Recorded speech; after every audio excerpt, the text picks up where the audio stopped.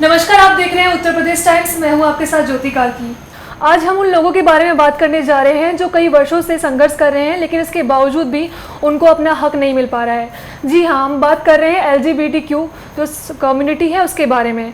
इसके बारे में बात करने के लिए आज हमारे साथ मौजूद हैं एक संस्था की अध्यक्ष रामकली जी, जो हमें बताएंगी कि उनके जीवन में क्या क्या संघर्ष उन्होंने झेला है और इस वक्त वह जो सरकार है और लोगों से क्या अपील करना चाहती हैं। तो मैम, सबसे पहले आपका हमारे इस शो में बहुत बहुत स्वागत है। और सबसे पहले मैं जानना चाहूँगी मैम कि जैसे आपका जो जीवन है रिजवान से लेकर रामकली तक बनने का जो सफ़र है वो कैसा रहा और लोगों ने क्या आपको एक्सेप्ट किया उस चीज़ में? थोड़ा टफ है, लेकिन रिजवान को रामकली तक पहुंचने में बहुत कुछ लगा कि बहुत कुछ झेला यहाँ तक पहुँचने में। और एक्समिट बिल्कुल नहीं था। सबसे पहले जो एक्समिट होता है वो फैमिली से होता है। जब फैमिली को ही पता चलता है कि हम बचपन में एक मेल होके एक फीमेल की तरह एक्टिविटी कर रहे हैं और हमारा जो बॉडी है वो किसी और बॉडी की तलाश कर रहा है, तो वहीं पे एक डिस्क्रिमिनेशन जो है वो फैमिली का सबसे पहले शुरू हो जाता है। तो बहुत कुछ सह के मैं यहाँ तक पहुँची हूँ, जो अगर मैं यहाँ पे शेयर करूँगी तो बहुत लंबा टाइम मिलेगा उसके लिए। जी, सबसे पहले मैम जो LGBTQ जो है ये कम्युनिटी है, इसको लेकर अगर कोई बात करता है तो सिर्फ वो यही सोचता है कि कोई किन्नर होगा या कोई हिजड़ा होगा, ऐसे लेकर लोगों के दिमाग में है ये चीज़।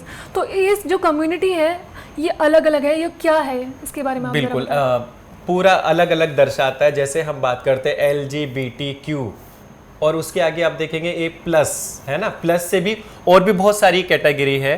तो L से जो हम बात करते हैं वो हम लेस्बियन, अपने भाई बहनों की बातें करते हैं, L से लेस्बियन। और G से गे, जो अपने आप को गे आइडेंटिफाई करते हैं। Q से क्वेयर हमारी एक कैटेगरी से, उनको हम क्लियर करते हैं। और T से ट्रांसजेंडर। तो ट्रांस एक शब्द ऐसा है जो दिखाई देता है लोगों को, जो लगता है कि हाँ ये ट्रांसजेंडर है, लेकिन अगर हम LGBTQ पूरे की बात करते हैं तो हर किसी की अपनी अपनी सेक्सुअलिटी है, अपना अपना एक जेंडर है। जो जिस जेंडर में रहना चाहता है उसको खुश रहने दीजिए, मैं तो यही अपील करूँगी, और भेदभाव ना करें उसके साथ में। जी बिल्कुल। जैसे हम आपने सुना होगा कि जो रामायण महाभारत है, हमारे जो पुराने समय में जो हिजड़े हैं उनकी बात होती थी, किन्नर समाज की बात होती थी, लेकिन अभी भी इतने साल बीत चुके हैं फिर भी उन्हें वो अपना हक क्यों नहीं मिल पाया? क्या लगता है आपको? मेरे हिसाब से इसमें थोड़ी सी गलती समाज की भी है और उससे ज़्यादा गलती हमारी है। जब से दुनिया बनी है, जब से दुनिया में मेल और फीमेल है, तब से हम भी हैं, हम भी जीवित हैं, हम भी इंसान हैं और हम भी इसी समाज का हिस्सा है। लेकिन शायद इसमें गलती हमारी ये रही कि हमारे जो पहले समाज है उन्होंने अपने लिए आवाज़ नहीं उठाई। उन्होंने कहा नहीं कि अगर मैं रामकली, मैं एक ट्रांसजेंडर हूँ, मैं किसी ऑफिस में बैठ के जॉब करना चाहती हूँ, मैं किसी रिसेप्शन में बैठना चाहती हूँ, या मैं कोई अपना बिजनेस करना चाहती हूँ, या मेरे को कुछ और काम करना है, मुझे नहीं पसंद है नाचना गाना। अब मैं ट्रांस हूँ तो मेरा काम नाचने गाने का ही तो नहीं है। मेरा काम ज़रूरी तो नहीं है कि मैं सिग्नल पे खड़े होकर लोगों के आगे हाथ फैलाऊँ, या मैं ट्रेन मांगूँ या बस मांगूँ, या मैं कुछ भी करूं। ये मेरा अधिकार होना चाहिए। लेकिन अगर आज की डेट भी देखी जाए तो एक अलग सा व्यवहार है लोगों का, वो इसीलिए है क्योंकि हमने अब से पहले आवाज़ नहीं उठाई और अब आप उठा रहे हैं, और अभी हमने उठाना शुरू किया है। तो अभी हमें मिल रहा है, धीरे धीरे करके मिल रहा है, लेकिन जिस स्थिति पे हमें पहुंचना चाहिए उस स्थिति पे अभी तक हम नहीं पहुंचे। लेकिन हाँ ये है कि हम एक नंबर से कुछ नंबर तक तो आगे बढ़े हैं। कम से कम हम दिखाई तो देने लगे हैं लोगों को कि हाँ अभी हम ट्रांस हैं। सबसे पहले जब नालसा का जजमेंट आया साल 2014 में, तो हमें एक अपनी पहचान मिली, एक जीने का अधिकार मिला कि हाँ रामकली का नाम पहले रिजवान था और रामकली के आधार कार्ड पे मेल लिखा हुआ था।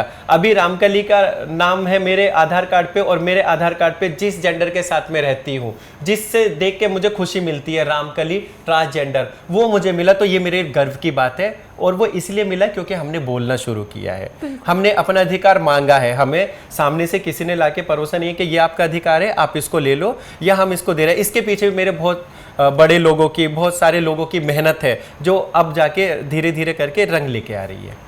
बिल्कुल। मैम जैसे अभी जो लोकसभा चुनाव है वो आ रहे हैं 26 तारीख को गौतम बुद्ध नगर में, जो लोग मतदान करने वाले हैं, तो आप में से भी कुछ लोग जो हैं वो मतदान कर रहे हैं। तो अभी जो स्थिति है उसमें अभी कम लोग जो हैं वो मतदान कर पा रहे हैं एज ए ट्रांसजेंडर, तो इसका क्या कारण हो सकता है?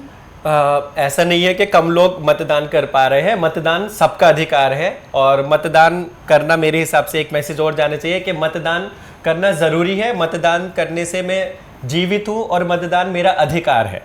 और जो आपने बोला कि एक आंकड़ा है, तो अभी गवर्नमेंट के पास पूरा आंकड़ा नहीं है, किसी के पास भी पूरा आंकड़ा नहीं है, क्योंकि मेरे बहुत सारे बहन भाइयों का जो आधार कार्ड है वो मेल वाला है या फीमेल वाला है और टीजी का बहुत कम है। तो धीरे धीरे करके लोग उस पे आ रहे हैं। वोट डालने के लिए सभी जाते हैं, अपना अधिकार मांगने के लिए जब हम जाएंगे तो हमें अपने आप को जिंदा भी रखना है। और वो जिंदा हमें कहाँ से मिलेगी, वो अधिकार हमें कहाँ से मिलेंगे? जब हम मतदान करेंगे, जब हम वोट डालने के लिए जाएंगे, जब हमारा वोट लिस्ट में नाम आएगा, तब लगेगा कि हाँ मैं हूँ। भले मेरा नाम उसमें मेल के साथ आए, भले फीमेल के साथ आए, लेकिन जब मेरा नाम उसमें दिखाई देगा तब मुझे लगेगा कि मैं भी इस देश का हिस्सा हूँ और मेरे एक वोट से किसी भी पार्टी की जिंदगी बदल सकती है। बिल्कुल।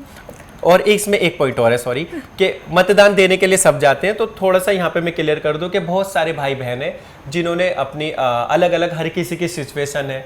बहुत सारी मेरी ट्रांस बहनें हैं जो बोलती है कि हमने इतना पैसा अपने ऊपर खर्च किया है, अपनी सर्जरी प्रॉपर करवाई है, तो फिर मैं अपना आधार कार्ड ट्रांस वाला क्यों बनवाऊंगी?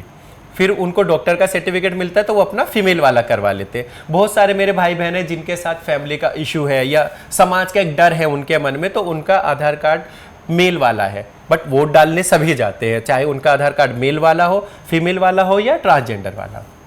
हाँ, जैसे मैम अभी आप कोई संस्था चला रही हैं एक इन्हीं लोगों के लिए, उनके हक के लिए संस्था चला रही हैं, तो आपके पास बहुत सारे लोग आते होंगे जो अपनी परेशानियों को लेकर आते होंगे। तो अभी आप जो है एक मजबूत औरत हैं, अभी सबके सामने निकल के आई हैं, तो अभी आप जब कहीं जाती हैं तो क्या आपको वो चीज़ फील होती है समाज के सामने, या फिर समय बदल रहा है? आपको क्या लग रहा है?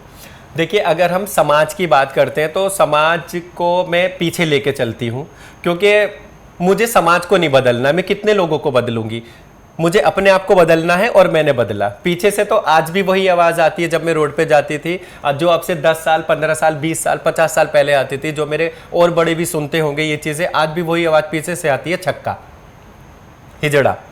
तो ये शब्द हमारे साथ जुड़े हुए हैं। अब मैं इसको इग्नोर करके अगर मैं समाज के पीछे जाऊंगी तो समाज में हर तरीके का इंसान है, अच्छा भी है बुरा भी है। कुछ लोग पाँव छू के आशीर्वाद लेते हैं, कुछ लोग गाली बक के भगा देते हैं। तो मैं समाज को पीछे छोड़ के अपना आगे निकलने की कोशिश करती हूँ और मैं ये चाहती हूँ कि जो मेरा अधिकार है, जो मेरा सम्मान है, वो मुझे इज्जत के साथ मिले, मेरे अधिकार के साथ मुझे मिले। बिल्कुल। तो अभी जैसे मैंने आपको बताया कि जैसे आपको भी पता है लोकसभा चुनाव है, तो आपको क्या लगता है कि आपके लिए कौन सा मुद्दा हो सकता है? जैसे महिलाएं अपना महिला सशक्तिकरण की बात कर रही हैं, पुरुष अलग बात कर रहे हैं, एम्प्लॉयमेंट की बात कर रहे हैं, तो आपका क्या एक मुद्दा है जो आप बताना चाहती हैं सरकार को कि नहीं, इस मुद्दे को लेकर हम आगे बढ़ना चाहते हैं? मुद्दे बहुत हैं और जो मुद्दे हमारे वो सुप्रीम कोर्ट के पास भी है, गवर्नमेंट पूरी के पास है हमारे मुद्दे। और मैं जो भी सरकार आती है, मेरा उनसे यही निवेदन है कि जो हमारे अधिकार है वो हमें सम्मान के साथ मिले। सबसे पहले हमें एक रिस्पेक्टफुल, एक इज्जत वाली ज़िंदगी मिले, ताकि लोगों को लगे कि हाँ, मेरे को एक बात समझ में नहीं आती कि अगर मैं ट्रांस हूँ, लोग आज की डेट में भी, इतना एजुकेशन है, इतना सब कुछ है, आज की डेट में भी मेरा जेंडर ही क्यों जज करते हैं? तो उस जेंडर को छोड़ के हमारी क्वालिटी जज करना सीखे, हमारी कैपेबिलिटी जज करना सीखे कि रामकली आज 10th पास है, बट रामकली के अंदर ये जज्बा है कि वो रोड पे खड़े होके भीख नहीं मांगना चाहती, वो रोड पे खड़े होके अपना एक बिजनेस करना चाहती। भले मैं रोड पे रेड़ी लगा के अपना काम करूं, क्यों मुझे अधिकार नहीं है ये काम करने का? क्यों रामकली अगर सूट और साड़ी में रहती हो तो नाच गा के या सेक्स वर्क करके ही अपना पेट भरेगी? तो मेरे यही विनती है कि हम लोगों को जो भी मिले अधिकार हमारे सम्मान के साथ मिले और रेस्पेक्टफुल मिले। जैसा कि मैम अभी आप नोएडा जैसे शहर में रह रही हैं, जिसे औद्योगिक जो नगरी है वो कहा जाता है, तो आपको यहाँ पर लोगों से मतलब क्या रिस्पॉन्स मिलता है अपनी चीज़ों का? मैं एक चीज़ बोलना चाहूँगी यहाँ पे। जैसे मैं एक ऑर्गेनाइजेशन हूँ, मैं अपनी ट्रांसजेंडर और किन्नर समुदाय बहनों के लिए NGO चलाती हूँ। तो हमारा ज़्यादा काम पड़ता था हॉस्पिटल से, जो कि आप देखते हैं डिस्ट्रिक्ट अस्पताल। तो वहाँ पे हमने एक डिमांड की कि हम जब वहाँ पे जाते थे तो हमें केवल 2 ही लाइन नज़र आती थी, एक मेल वाली और एक फीमेल वाली। तो जो मेरी वो ट्रांस बहनें थी या तो ताली बजा के आगे जाते थे, या फिर अगर फीमेल वाली लाइन में खड़े होते थे तो वहाँ पे डिस्क्रिमिनेशन होता था कि आप यहाँ क्यों खड़े हो, या मेल वाली लाइन में जाके खड़े होते थे तो वहाँ पे डिस्क्रिमिनेशन होता था कि आप यहाँ पे क्यों खड़े थे। तो यही चीज़ सोच के मेरे माइंड में ये आया कि हमें भी कुछ करना चाहिए, और हमने वहाँ पे अपील की कि हमारे लिए भी एक इज्जत वाली लाइन होनी चाहिए। मैं अगर ट्रांस हूँ तो ज़रूरी नहीं है कि मैं ताली बजा के आगे जाऊँ, मैं क्यों विदाउट रिस्पेक्टफुल जाऊँ, मुझे भी जीने का अधिकार है, मुझे भी इज्जत चाहिए। तो फर्स्ट पहली बार यूपी के अंदर हमें एक इज्जत वाली चीज़ मिली है। अभी आप देखेंगे जो हमारे डिस्ट्रिक्ट हॉस्पिटल है वहाँ पे आपको 3 लाइनें मिलती है, एक मेल वाली, एक फीमेल वाली और एक ट्रांसजेंडर वाली। तो मेरी विनती यही है, जो भी सरकार आए, हमारी आने वाली जो सरकार है वो चाहे कोई भी हो, कि जहाँ भी हमें मिले इज्जत वाली लाइन मिले, इज्जत वाली ज़िंदगी मिले, और हमारी जो लाइन है हर डिपार्टमेंट में, चाहे वो गवर्नमेंट डिपार्टमेंट हो चाहे वो नॉन गवर्नमेंट डिपार्टमेंट हो, हर जगह हमें इज्जत वाली लाइन मिले। प्लीज़ ये मेरी रिक्वेस्ट है, हमें भी इज्जत वाली लाइन मिले, कि एक जो मेल वाली और फीमेल वाली जो लाइन होती है, आप एक प्लीज़ ट्रांस वाली लाइन भी होनी चाहिए वहाँ पे, ताकि हम अपना वहाँ पे जाए और इज्जत के साथ वहाँ पे खड़े हो, और जो लोग रहे उनको भी ये पता चले कि हाँ अभी ट्रांस के लिए भी लाइन हो चुकी है, ये ट्रांसजेंडर की लाइन है, ट्रांसजेंडर भी इस समाज का हिस्सा है और ट्रांसजेंडर भी जीवित है। Thank you ma'am. जैसा कि आप सभी लोगों ने सुना रामकली जी की स्टोरी, जिन्होंने अपने संघर्ष भरे जीवन को जीने के बाद अभी वह कई जो महिलाएं हैं या ट्रांसजेंडर कहेंगे जिन्हें, उनके लिए एग्जाम्पल बनकर आई हैं। तो मैं आशा करती हूँ आपको हमारा ये वीडियो अच्छा लगा होगा। अगर अच्छा लगा है तो आप हमें कमेंट बॉक्स में ज़रूर बताइए, और वीडियो देखने के लिए हमें सब्सक्राइब कीजिए। मैं ज्योति कार्की, उत्तर प्रदेश टाइम्स।